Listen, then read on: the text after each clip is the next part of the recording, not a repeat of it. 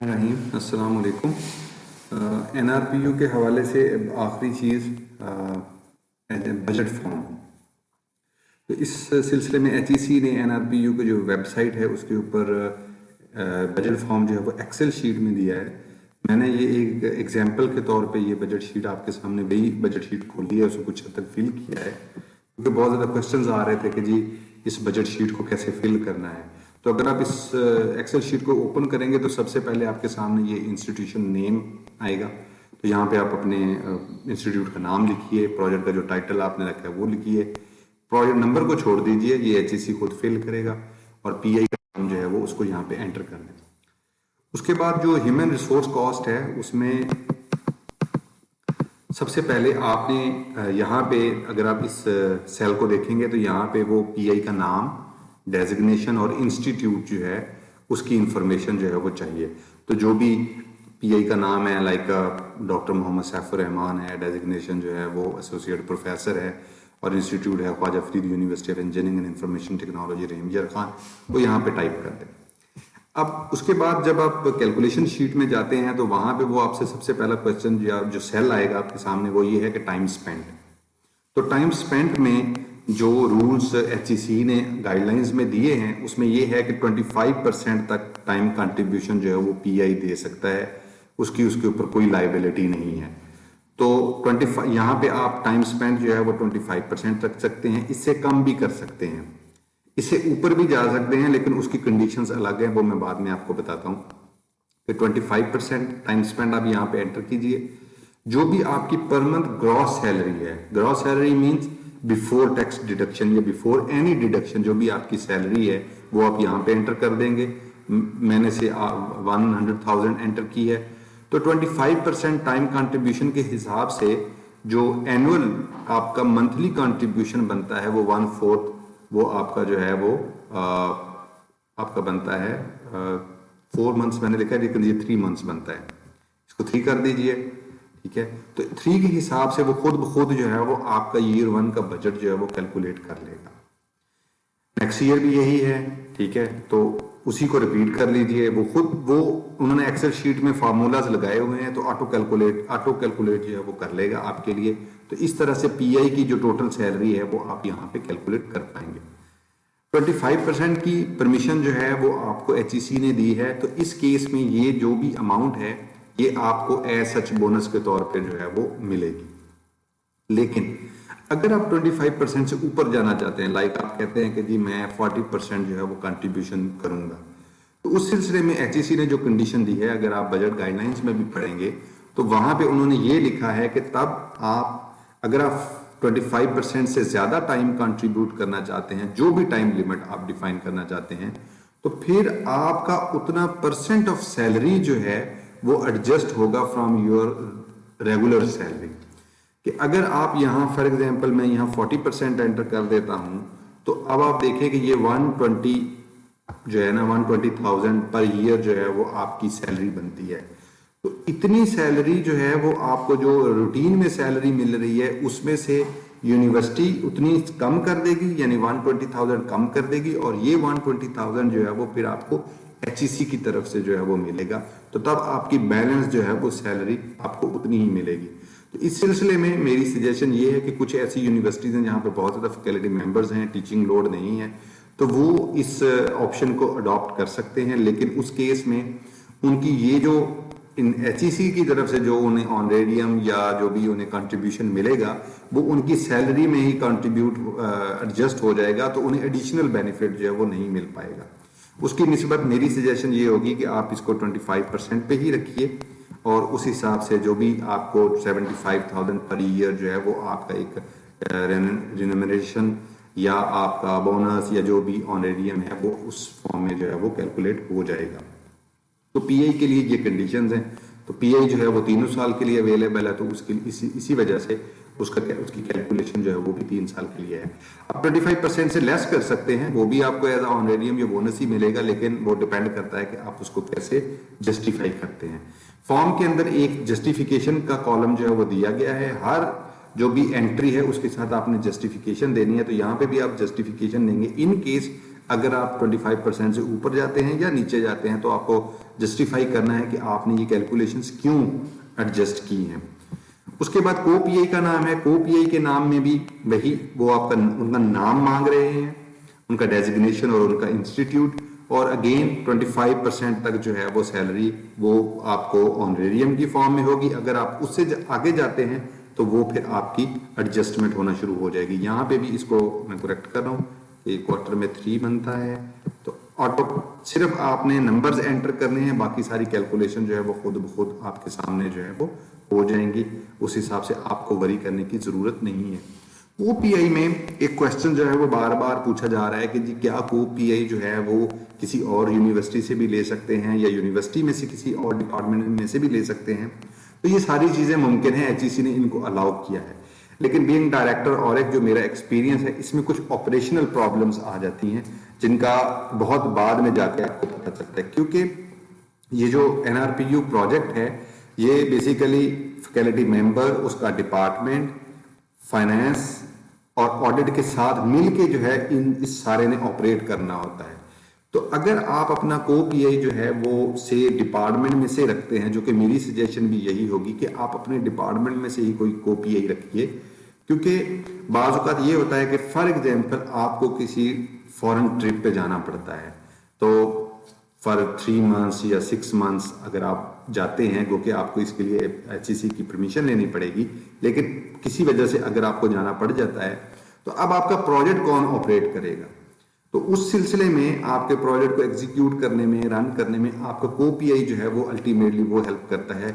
फिर वो सिग्नेटरी भी चेंज हो जाते हैं, जो आपका बैंक अकाउंट है तो ट्रांजैक्शंस कर पाता है। अगर आपका को पीआई जो है वो किसी और यूनिवर्सिटी का है तो अमूमी तौर पे मैंने ये देखा है कि जो प्रिंसिपल या पेरेंट यूनिवर्सिटी होती है जो एनआरपीयू की फंडिंग रिसीव करती है, वो अमूमी तौर पे वो फंड जो हैं वो अपने अकाउंट से दूसरे यूनिवर्सिटी के अकाउंट में नहीं जाने देते। एक कन्वेंशन है, क्योंकि अभी हम एचईसी की ये रिवीजन जो है वो नई है, हमारे लिए नहीं है, बाकी दुनिया में तो बहुत स्टैब्लिश्ड हो चुकी है और मैं ये समझता हूँ कि ये बड़ी पॉजिटिव चेंज है। लेकिन अभी तक हमारी यूनिवर्सिटीज ने इन चीज़ों को समझा नहीं है।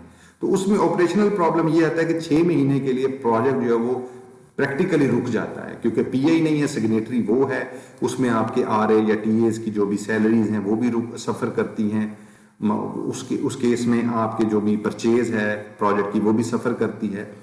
तो इस वजह से मेरी ये सजेशन होती है कि आपका को पीआई जो है वो आपके डिपार्टमेंट या एटलीस्ट आपकी यूनिवर्सिटी का जरूर होना चाहिए, क्योंकि किसी वजह से खुदा ना खास्ता अगर आपको यूनिवर्सिटी छोड़ना पड़ती है तो भी वो प्रोजेक्ट जो है वो बाद में एचईसी को पीआई को ट्रांसफर करता है।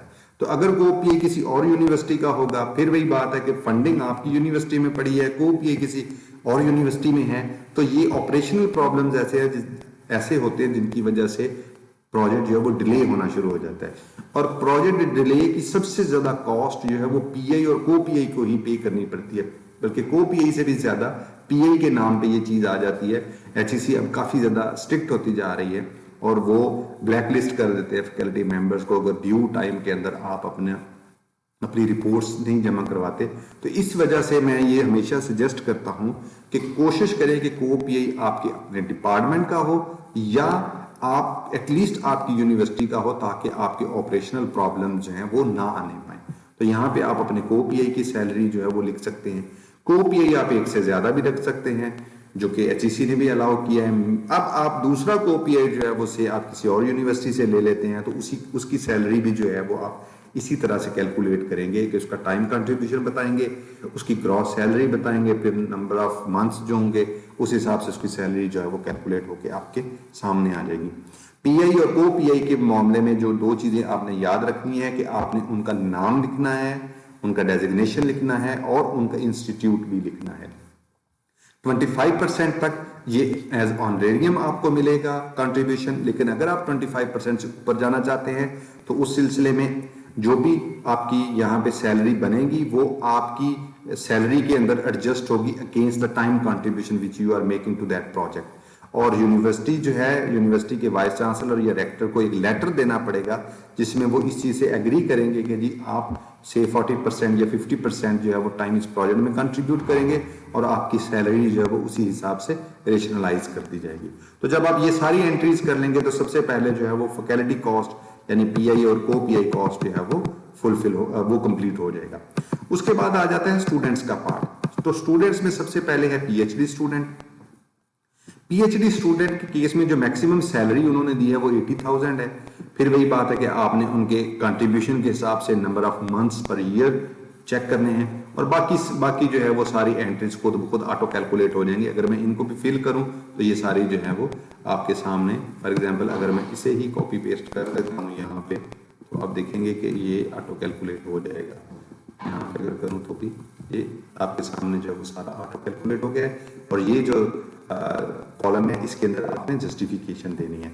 अब इस केस में जो अहम बात है वो ये है कि 40% टाइम कंट्रीब्यूशन आप पीएचडी स्टूडेंट का तब लेंगे जब वो आपके सामने इस केस में मैं कुछ गाइडलाइंस ले लूं। पीएचडी स्टूडेंट के केस में उसकी मैक्सिमम सैलरी जो है वो 80,000 होगी, और उसके बाद जो है वो उसका टाइम इक्विवेलेंट जो है वो आपने उसका लेना है कि वो कितना जो है वो टाइम जो है वो कंट्रीब्यूट करता है।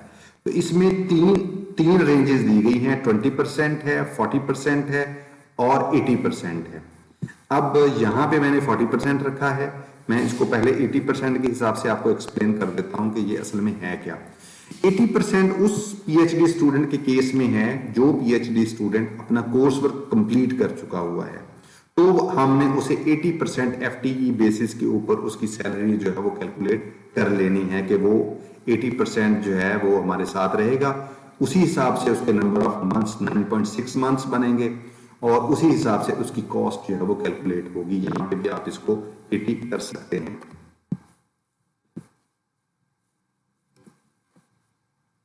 तो ये आपके सामने उसकी जो भी कॉस्ट है वो कैलकुलेट होके सामने आ जाएगी। लेकिन उन्होंने आपको दो ऑप्शन और भी दिए हैं, एक है 20% का, एक है 40% का पीएचडी स्टूडेंट के केस में। अगर पीएचडी स्टूडेंट जो है वो course load, full course load ले रहा है, जो भी यूनिवर्सिटी का पर सेमेस्टर कोर्स लोड है, लाइक कुछ यूनिवर्सिटीज में 3 कोर्सेज लाइक 9 क्रेडिट आवर्स हैं, कुछ में 12 क्रेडिट आवर्स पर सेमेस्टर हैं। अगर आप वो अपना फुल टीचिंग कोर्स लोड ले रहा है तो फिर आप उसे रखेंगे 20% के ऊपर। तो 20% के हिसाब से जो है वो आपके सामने ये भी 2.4 मंथ्स हो जाएंगे। तो वो ऑटोमेटिकली वो सारी कैलकुलेशन जो है वो उसी तरह से बदल जाएगी। अगर पीएचडी स्टूडेंट को वो कोर्स वर्क ले रहा है और आप ये चाहते हैं कि वो ज्यादा टाइम जो है वो प्रोजेक्ट को दे, आप उसको मैक्सिमम 40% कर सकते हैं। लेकिन इस केस में जो उसका कोर्स लोड है वो भी डिस्ट्रीब्यूट हो जाएगा, यानी वो फुल कोर्स लोड नहीं ले पाएगा, वहां भी उसे हाफ करना पड़ेगा। लाइक अगर वो 4 क्रेडिट आवर ले रहा है, 4 कोर्सेज ले रहा है, तो आप उसे 2 कोर्सेज देंगे, और उसी हिसाब से उसका जो एक एक्स्ट्रा सेमेस्टर है वो टीचिंग कोर्सेज में चला जाएगा। तो ये चीज एडजस्टमेंट भी आपने करनी है, इसका आपने सर्टिफिकेट भी देना है। यानी स्टूडेंट जो है, मैं आपको ये सजेस्ट करूंगा कि आप 40% पे ना जाए अनटिल अनलेस आपके सामने ऐसे सर्कमस्टेंसेस ना हो। आप 20% के हिसाब से चलें अगर आपका पीएचडी स्टूडेंट जो है वो कोर्स वर्क ले रहा है, फुल कोर्स वर्क ले रहा है, और 80% के हिसाब से आप चलें कि अगर आपका स्टूडेंट जो है वो ऑलरेडी कोर्स वर्क कंप्लीट कर चुका है और फुल टाइम वो रिसर्च के लिए अवेलेबल है। इसमें एक चीज और भी है जो आप कैलकुलेट कर सकते हैं, वो ये है कि आज तो आप एनआरपीयू सबमिट करवा रहे हैं। एनआरपीयू अमूमी तौर पे 6-8 महीने के बाद इसका रिजल्ट जो है वो आपके सामने आएगा। तो उस वक्त तक हो सकता है कि आज आपका जो पीएचडी स्टूडेंट है कोर्स वर्क पढ़ रहा है, तो हो सकता है जब तक आपका एनआरपीयू के पैसे आपके अकाउंट में हैं उस वक्त तक उसका कोर्स वर्क जो है वो मुकम्मल हो चुका हो। तो आप उसको अभी से जो है वो कैलकुलेट कर लें, प्री कैलकुलेट कर लें कि जी जब आपके पास एनआरपीयू इंशाल्लाह आएगा तो उस वक्त आपका स्टूडेंट जो है वो कहाँ पे होगा, उसी हिसाब से आप अपनी कैलकुलेशंस को जो है वो आगे लेके चलिए। पीएचडी स्टूडेंट को अगर ब्रैकेट में अगर उसका नाम भी लिख देते हैं तो ज्यादा स्पेसिफाई हो जाएगा, लेकिन मेरा ख्याल है कि एचईसी की ऐसी कोई कंडीशन मेरी नजर से गुजरी नहीं है। एमफिल स्टूडेंट के केस में आप उसे मैक्सिमम जो है वो 20% टाइम कंट्रीब्यूशन लेंगे, सैलरी उसकी 80,000 पे ही है, तो 20% के हिसाब से उसका जो मंथ कंट्रीब्यूशन है वो 2.4 बनता है। उसी हिसाब से जो है वो सारी कैलकुलेशन जो है वो आपके सामने 38,000 समथिंग वो आपके सामने आ जाएगी। इसी को अगर आप कॉपी पेस्ट करेंगे बाकी सेक्शन के अंदर तो वो टोटल में 3 सालों की आपके सामने जो है वो कैलकुलेशन आ जाएगी। अंडरग्रेड स्टूडेंट को भी दे सकते हैं, लेकिन इसमें देखिए अब स्टूडेंट के केस में कुछ चीजें गौरतलब हैं। वो ये हैं कि जब एज ए रिव्यूअर हम आपका प्रोजेक्ट देखते हैं तो वहां पे बाज़ औक़ात मैं देखता हूं कि पीएचडी स्टूडेंट और एमफिल स्टूडेंट का जो नंबर दिया गया होता है वो बहुत इरेशनल होता है। आपका प्रोजेक्ट जो है वो 2 साल का है, लेकिन कुछ जगहों पे मैंने देखा है कि जी एक पीआई ने तकरीबन 6 एमफिल स्टूडेंट मांगे हुए थे, और एक केस में जो है उसने 2 पीएचडी और 2 एमफिल स्टूडेंट मांगे हुए थे। तो जो एचईसी है उसका मोटो ये नहीं है कि स्टूडेंट को फंड किया जाए, बल्कि स्टूडेंट को प्रोपोर्शनली फंड किया जाए। यानी जितनी आपके प्रोजेक्ट की नीड है उस हिसाब से आपको ह्यूमन रिसोर्स जो है वो इंटेलिजेंटली और ऑप्टिमिस्टिकली आपको कैलकुलेट करना चाहिए। और अगेन आपको इनकी जस्टिफिकेशन जहां भी देनी चाहिए। और मेरा ख्याल है कि जो आपका वर्ड फॉर्म है उसके अंदर भी वहां पे भी आपको जस्टिफिकेशन देनी चाहिए कि अगर फॉर एग्जांपल आप 2 पीएचडी स्टूडेंट्स चाहते हैं तो क्या आपका जो मैग्नीट्यूड ऑफ वर्क है वो इतना है कि 2 पीएचडी स्टूडेंट उसको इजीली अकोमोडेट कर लें। और बाज़ औक़ात हम ये देखते हैं कि जी आपने पीएचडी स्टूडेंट मांगे होते हैं, लेकिन प्रोजेक्ट की लाइफ जो है वो 2 इयर्स होती है। अमूमी तौर पे 2 साल के अंदर पीएचडी कंप्लीट नहीं हो पाती। अगर हम ये भी अज्यूम कर लें कि आपका स्टूडेंट कोर्स वर्क को मुकम्मल कर चुका है, तब भी पाकिस्तान के हालात में ऐसे मुमकिन नहीं है। तो ये जो इरेशनैलिटीज हैं इनको आप अपने प्रोजेक्ट बजट में से निकाल दीजिए, और जो भी चीज आप यहाँ एंटर करते हैं उसको प्रॉपरली जस्टिफाई कीजिए। अदर पर्सोनल के अंदर आपके पास रिसर्च असिस्टेंट्स हैं, एसोसिएट्स हैं, पीएचडी विद 9 इयर्स है। मेरा नहीं ख्याल कि एनआरपीयू के स्कोप के अंदर ये इस तरह से आ भी पाते हैं। अगर आप करेंगे तो इसकी बहुत स्ट्रॉन्ग जस्टिफिकेशन आपको देनी चाहिए। एक मतलब ऑर्डिनरी जस्टिफिकेशन के साथ ये चीजें नहीं चल पाएंगी। शॉर्ट टर्म कंसल्टेंट्स, जो लोग सिविल सोशल साइंसेज के या मैनेजमेंट साइंसेज के प्रोजेक्ट्स करते हैं, उनके लिए शायद कहीं उन्हें कंसल्टेंट की जरूरत हो। लेकिन अगेन वो सारे वो लोग हैं जो एक्स पाकिस्तानीज हैं, लाइक पाकिस्तानीज हैं और दूसरे मुल्कों में रह रहे हैं। उनको अगर आप हायर भी करने हैं तो उनकी सीवी, उनकी स्किल्स और आपके प्रोजेक्ट का स्कोप जो है वो एटलीस्ट मैच करना चाहिए, ताकि उसको जस्टिफाई किया जा सके। सबसे आखिर में है कि शॉर्ट टर्म जो प्रोजेक्ट पर्सोनल्स हैं उनको आप 1000 पर डे के हिसाब से, यानी आप इन्हें डेली वेजेस या लेबर भी कह सकते हैं, उनको आप पे कर सकते हैं। उस केस में आप देख लीजिए कि अगर मैं उसे 30 डेज पे भी कैलकुलेट करूं तो 30,000 उसकी सैलरी बनती है। 100% काम लें तो मैक्सिमम से आप प्रोजेक्ट के हिसाब से कैलकुलेट करें कि आपको नंबर ऑफ मंथ्स में कितने महीने जो है वो उनकी सर्विसेज रिक्वायर्ड होंगी। तो आप से नंबर ऑफ मंथ्स 3 हैं तो आपके पास 90,000 जो है वो क्वेश्चन आ जाएगा। लेकिन आपको प्रॉपरली जस्टिफाई करना है कि आपको ये लेबर जो है वो चाहिए। अमूमी तौर पे जो एग्रीकल्चर रिलेटेड प्रोजेक्ट्स होते हैं या फील्ड प्रोजेक्ट्स होते हैं, वहां पे हमें जो है वो डेली वेजर्स चाहिए होते हैं, लेकिन आपने उन्हें लॉजिकली जो है वो कैलकुलेट करना है ताकि वो सारी की सारी सैलरी जो है वो वहां पे शो हो रही हो। तो ये सैलरी वाला सेक्शन जो है वो ऑलमोस्ट डन है। इसके बाद यानी आपके पास सब टोटल जो है वो 1 मिलियन समथिंग आ रहा है। उसके बाद हम जाते हैं इक्विपमेंट, कंज्यूमेबल्स और सर्विस कॉस्ट के सेक्शन में। अगर एचईसी का जो गाइडलाइंस है उनको अगर हम देखें तो ये जो आपका ये वाला सेक्शन है, इसकी जो लिमिट है should not be more than 30%। इसमें 30% से आपको एक्सीड नहीं करना, आपने उससे कम ही रखना है। लेकिन आपको एक क्वेश्चन और भी मिला हुआ है कि 10% एडिशनल अमाउंट जो है वो मिल सकती है अगर आपके इंपोर्टेबल आइटम्स हैं और आप डॉलर्स की फॉर्म में जो है वो पे कर सकते हैं। तो यहां पे आपको ये बात समझनी है कि इक्विपमेंट और कंज्यूमर का हेड जो है वो आपका up to maximum up to 40% है, लेकिन तब जब आपके पास इंपोर्टेबल आइटम्स हैं। इसको स्पेशली वो लोग जो जिनका ताल्लुक है, तो अगर वो देखते हैं तो उन्हें जो है उन्हें इस बारे में जो है वो खास फोकस की जरूरत है। उसकी वजह यह है कि आपको पहली बात यह है कि आपको इक्विपमेंट का नाम लिखना है और उसके बाद आपको उसकी स्पेसिफिकेशंस लिखनी है। तो इस वक्त अगर आप मार्केट के अंदर देखें तो आपके पास चाइनीज इक्विपमेंट भी जो है वो अवेलेबल है, और बहुत से मेरे दोस्त ऐसे हैं जो कहते हैं जी हम चाइनीज इक्विपमेंट पे ट्रस्ट नहीं करते। तो उस केस में जो आइडियली आपके पास क्वेश्चन रह जाता है वो है स्पेक्स का। और अगर आप किसी अच्छे डीलर से बात करेंगे तो उनके पास कुछ स्पेक्स ऐसी होती हैं जिन्हें वो नॉकआउट स्पेक्स कहते हैं, यानी वो स्पेसिफिकेशंस पर्टिकुलरली उसी कंपनी के इक्विपमेंट के अंदर मौजूद होती हैं।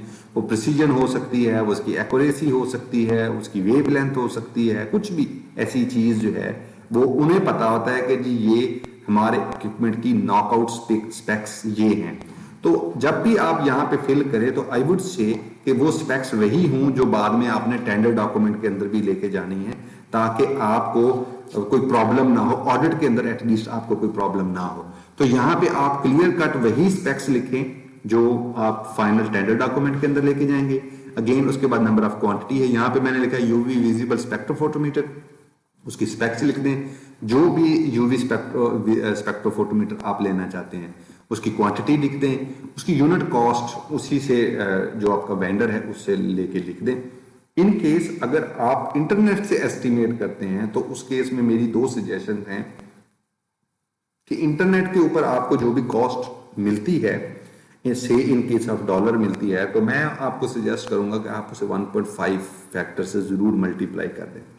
उसकी वजह एक तो है कॉस्ट फ्लक्चुएशन, दूसरी उसकी वजह यह है कि कुछ टैक्सेस के बारे में हमारी इंफॉर्मेशन जो है वो इतनी अच्छी नहीं होती कि आपके पास एक जीएसटी जनरल सेल्स टैक्स होता है, फिर एक इनकम टैक्स होता है, इसके अलावा भी कुछ टैक्सेस जो हैं वो हैं एडिशनल हैं। कुछ बाज़ औक़ात आपको क्लियरेंस चार्जेस बढ़ जाते हैं, इंस्टॉलेशन फिक्सेशन चार्जेस भी बढ़ जाते हैं। तो उन सारा का क्वेश्चन जो है वो 1.5 या 1.6 के अंदर होता है। और अमूमी तौर पे अगर आप कोटेशन लें भी तो उसके अंदर भी आप देखेंगे कि जो आपको कोटेशन देते हैं उसमें टाइम बाउंड होता है, वो लिखा होता है कि जी ये कॉस्ट, ये जो प्राइसेस हैं they are valid for 3 months.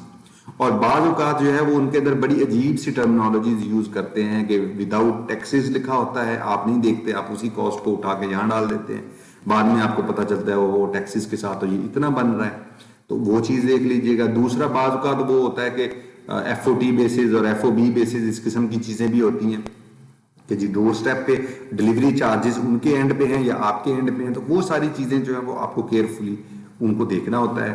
तो उसके बाद आप जो है जो भी कॉस्ट यूनिट कॉस्ट है उसको डालिएगा और उसी हिसाब से आप अपनी कॉस्ट जो है वो कैलकुलेट कीजिएगा। इक्विपमेंट के मामले में मेरी जनरल सजेशन ये है कि जो भी इक्विपमेंट आपने प्रोजेक्ट के लिए परचेज करना है उसे पहले साल में ही परचेज करें, उसके बजट को दूसरे साल में ना रखें, क्योंकि अमूमी तौर पे परचेज में हमारे जो फैकल्टी मेंबर्स हैं उनकी नो हाउ जो है वो बहुत कम है। जो लोग तो 2-4 प्रोजेक्ट्स कर चुके हैं उन्हें अंदाजा होगा कि टेंडरिंग का प्रोसेस है, बाज़ वक़्त आप टेंडर करते हैं तो आपके पास कोटेशंस ही नहीं आती, तो फेल हो जाता है, दोबारा आपको रीटेंडर में जाना पड़ता है, बाज़ वक़्त कोई और मसाइल आ जाते हैं, तो उस वजह से आपका काफ़ी सारा टाइम जो है वो टेंडरिंग प्रोसेस में निकल जाता है।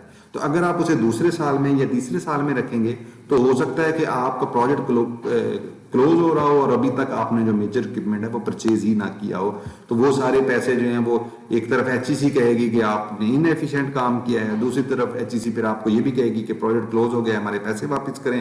वो एक अजीब सी जो है ना वो प्रॉब्लम जो है वो शुरू हो जाती है। और इस मामले में ज्यादातर यूनिवर्सिटीज के अंदर मसाइल ये हैं कि जो ट्रेजरर ऑफिस है, ऑडिट ऑफिस है और एक जो है वो और जो डिपार्टमेंट यानी PI है, ये बेचारे ये तकरीबन चारों अलग अलग काम कर रहे होते हैं।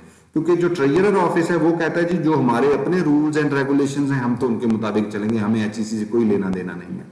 इसी तरह ऑडिट के अपने हैं और ऑडिट में भी जो पंजाब के ऑडिट के रूल्स एंड रेगुलेशंस हैं और इसी तरह से ट्रेजरी की फाइनेंस के जो रूल्स एंड रेगुलेशंस हैं वो डिफरेंट होंगे किसी और प्रोविंस के साथ। ये कुछ ऐसे मसाइल हैं जो अभी शायद आपको नहीं पता होंगे, लेकिन बाद में ये सारे मसाइल जो हैं वो आपके सामने आ जाते हैं।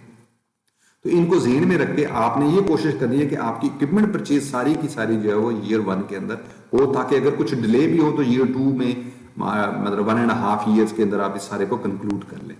उसके बाद आपके पास कंज्यूमेबल एंड सप्लाईज हैं, उसमें फॉर एग्जांपल आपको सल्फ्यूरिक एसिड चाहिए तो उसमें आप उसकी स्पेक्स में लिखें, से आपको 98% चाहिए तो यहाँ पे लिख दें। फिर अगेन कोई टेक्निकल स्पेक्स हैं जैसे इंडस्ट्रियल ग्रेड चाहिए तो भी मेंशन कर दें।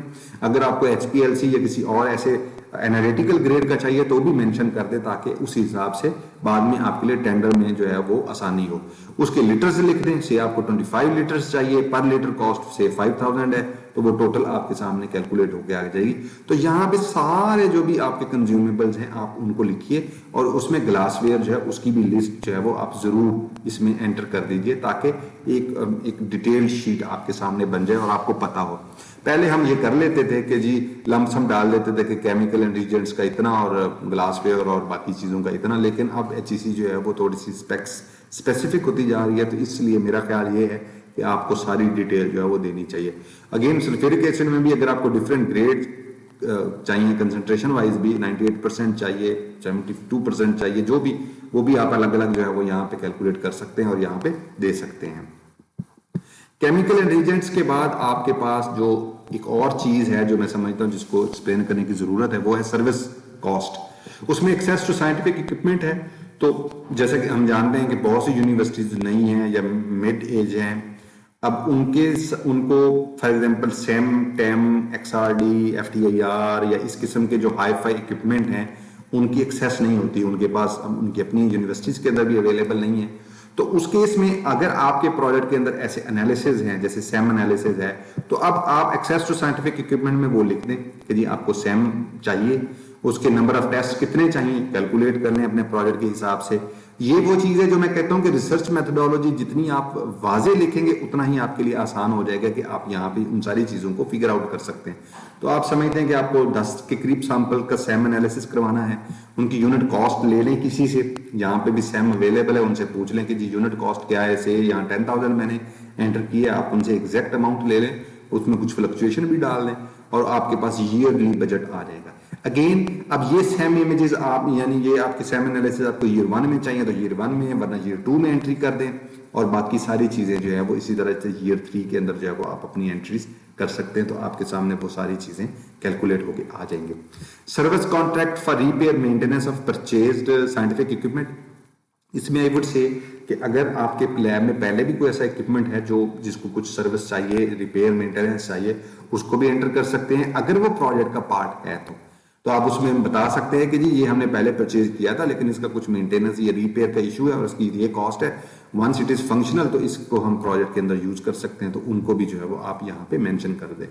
Subscription to open access journals और पब्लिकेशन, मैं समझता हूँ कि इसको खाली छोड़ देना चाहिए, जो लिटरेचर आपको चाहिए वो भी आपको फ्रीली अवेलेबल है और पब्लिशिंग भी आप अमूमी तौर पे लोग जो है वो ओपन एक्सेस में नहीं करते, अगर आप करते हैं तो यहाँ पे उसकी कॉस्ट जो है वो मेंशन कर दें। लेकिन मेरा ख्याल है कि ये बहुत ज्यादा जो है वो सकिंग एक पैरासाइट टाइप सूरत हाल है, इसको अवॉइड करें, इसका पैसा कहीं और आप यूज कर सकते हैं। लास्ट पे है कि अगर मैनेजमेंट कॉस्ट है, अगर आप नेशनल लेवल की कॉन्फ्रेंस वर्कशॉप या सेमिनार्स ऑर्गेनाइज करना चाहते हैं तो आप उनकी कॉस्ट भी डाल सकते हैं। यहाँ पे तो एक्सेल शीट के अंदर तो आप सिर्फ एंट्रीज करते जाएंगे, इनकी जस्टिफिकेशन जो है वो वर्ड फॉर्म के अंदर है। फॉर एग्जाम्पल आप वर्कशॉप करते हैं, स्पेशली अब जो HEC का NRPU का स्ट्रक्चर है वो काफी टीम बेस्ड है, लाइक वो कहते हैं कि PI होगा, को PI होगा, एकेडमिक कोलैबोरेटर भी होगा, सेक्टोरियल कोलैबोरेटर भी होगा, सारी बात है रिसर्च ग्रुप के अंदर कुछ स्टूडेंट्स भी होंगे। तो मेरा ख्याल है कि एक आइडियल रिसर्च NRPU के अंदर आपके पास जो 15 से 20 के करीब लोग होंगे जो स्टेक होल्डर्स होंगे फॉर दिस पर्टिकुलर प्रोजेक्ट, तो उनकी आप कोई वर्कशॉप रख सकते हैं, आप उनकी कोई एनुअल मीटिंग रख सकते हैं। अगर 3 डिफरेंट ग्रुप 3 डिफरेंट यूनिवर्सिटीज में काम कर रहे हैं तो उनकी एक एनुअल मीटिंग रखें और उस वहां पे देखें कि जी वहां पे हर ग्रुप ने क्या काम किया है, जो उनके रिसर्च स्टूडेंट्स हैं वो अपनी प्रेजेंटेशंस दें, आपके जो PI और को PIs हैं, सेक्टरल कोलैबोरेटर हैं, वो उसमें इनपुट दे, तो ये बहुत मीनिंगफुल एक्टिविटी जो है वो बन सकती है। तो आप वर्कशॉप डिजाइन कर सकते हैं। कॉन्फ्रेंस पहले साल में तो मैं सजेस्ट नहीं करता, मे बी आप आखिरी साल में कॉन्फ्रेंस भी रख सकते हैं कि जो भी आपके ग्रुप ने रिसर्च की है और इसी किस्म की रिसर्च जो और लोग कर रहे हैं तो उनके साथ मिलकर कोई नेशनल लेवल की कॉन्फ्रेंस आप ऑर्गेनाइज कर लें। सेमिनार्स भी अरेंज कर सकते हैं, लेकिन मेरा ख्याल है कि वर्कशॉप जो इन the form of seminar plus meeting type हो तो उसको आप अरेंज कीजिए, उसमें पर पर्सन कॉस्ट निकाल लीजिए और जितने भी पर्सन आपके हैं जो पार्टिसिपेंट्स होंगे उनका नंबर और क्वांटिटी एंटर कर दीजिए, इस हिसाब से आपके पास पर ईयर जो है वो बजट कैलकुलेट होके आ जाएगा।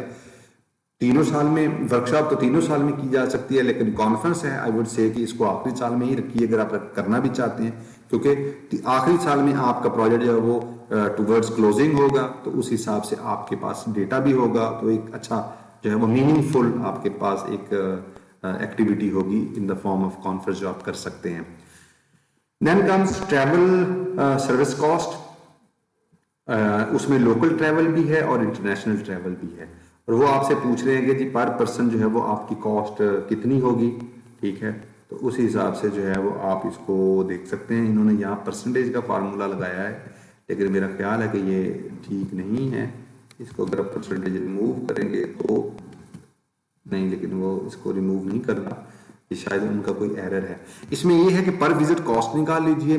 पंजाब के अंदर जितना मुझे याद है कि अगर आप अपनी गाड़ी पे ट्रैवल करते हैं तो आपको 10 रुपीज पर किलोमीटर जो है वो पेमेंट होती है, रीइंबर्समेंट होती है। तो फॉर एग्जांपल अगर आप लाहौर से इस्लामाबाद का एक विजिट प्लान कर रहे हैं फॉर एनी रीजन जो भी जस्टिफाइड होगी, तो उसमें देखें तकरीबन 400 किलोमीटर जो है वो लाहौर से इस्लामाबाद है, एग्जैक्ट आप गूगल मैप से भी निकाल सकते हैं। तो 400 का 450 कर लीजिए, 450 को 2 वे होगा तो वो 900 हो जाएगा। तो 900 को अगर आप 10 से मल्टीप्लाई करेंगे तो 9000 हो जाएगा। तो आपका जो एक टूर है वो आपको 9000, सिर्फ ट्रैवल कॉस्ट की बात हो रही है और कोई कॉस्ट की बात नहीं हो रही, तो वो आपका 9000 में बनता है। नंबर ऑफ विजिट्स आप कितने करना चाहते हैं, से 4 करना चाहते हैं पहले साल में, ये वहां पे है जहां पे आप सैम्पलिंग करना चाहते हैं, जहां पे सोशल साइंसेज के लोग हैं, कोई फील्ड वर्क करना चाहते हैं, ये उनके लिए लोकल ट्रैवल कॉस्ट है।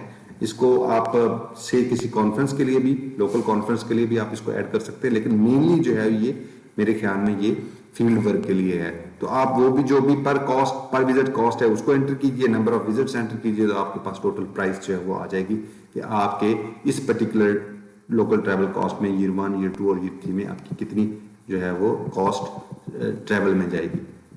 उसके बाद है इंटरनेशनल ट्रैवल।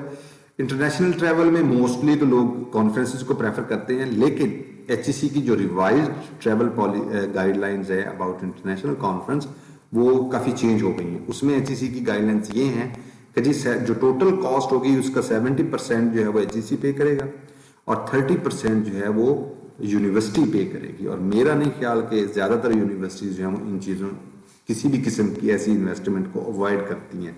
तो आप इस किस्म की इंटरनेशनल कॉन्फ्रेंस कॉस्ट को यहाँ पे अगर ना ही रखें तो बेहतर है, लेकिन अगर आप समझते हैं कि बहुत जरूरी है तो फिर आप उसको एंटर कर सकते हैं, लेकिन that should be calculated according to HEC guideline. जो एचईसी की इंटरनेशनल ट्रैवल गाइडलाइंस है आपको उसी के मुताबिक उन्होंने रेट्स दिए हुए हैं। For example conference registration fees है, मेरा ख्याल है कि $500 तक मैक्सिमम है।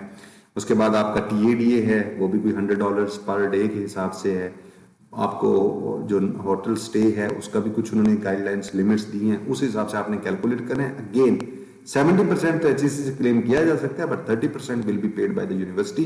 तो उस हिसाब से आपको ये चीजें रिकैलकुलेट करना पड़ जाएंगी, तो उनको उसी हिसाब से आप रिकैलकुलेट कर लीजिएगा।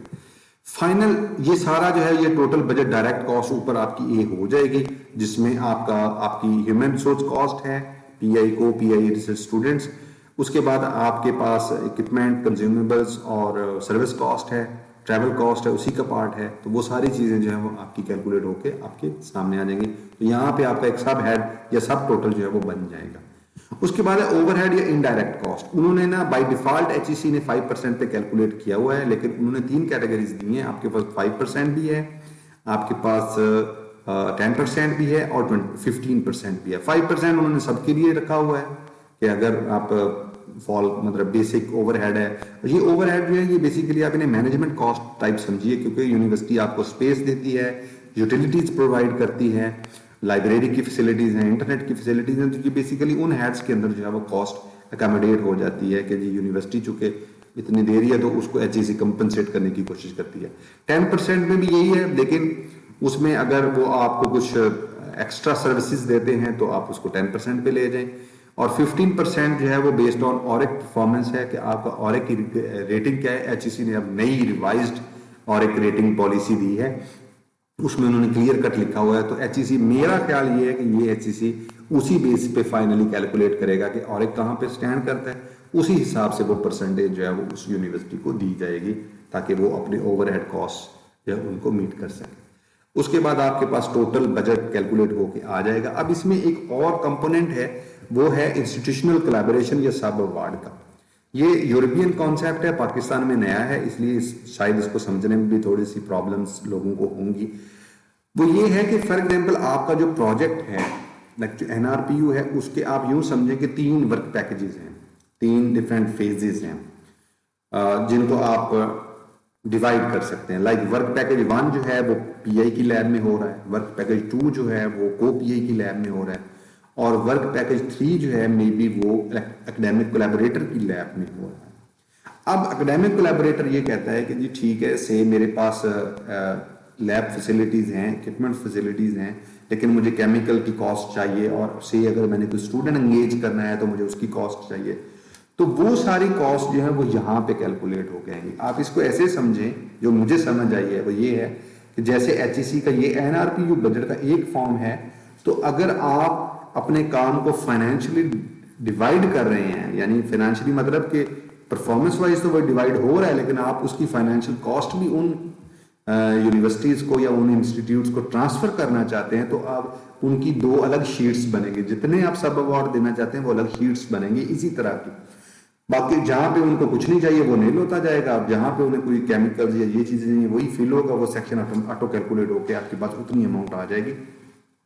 तो इस तरह से ये समझें कि एक आपके पास होगा टोटल प्रोजेक्ट बजट, और उसके साथ आपके पास सब बजट भी होगा कि अवार्ड सब अवार्ड 1 कितना है और सब अवार्ड 2 कितना है, यानी जो आपके किसी कोलैबोरेटर को या किसी को पीआई को की लैब में जो ट्रांसफर होना है। लेकिन यहाँ पे अगेन जो प्रॉब्लम मैंने देखा है वो ये है कि जब ट्रेजरर बात चलती है तो फिर प्रॉब्लम आना शुरू हो जाते हैं।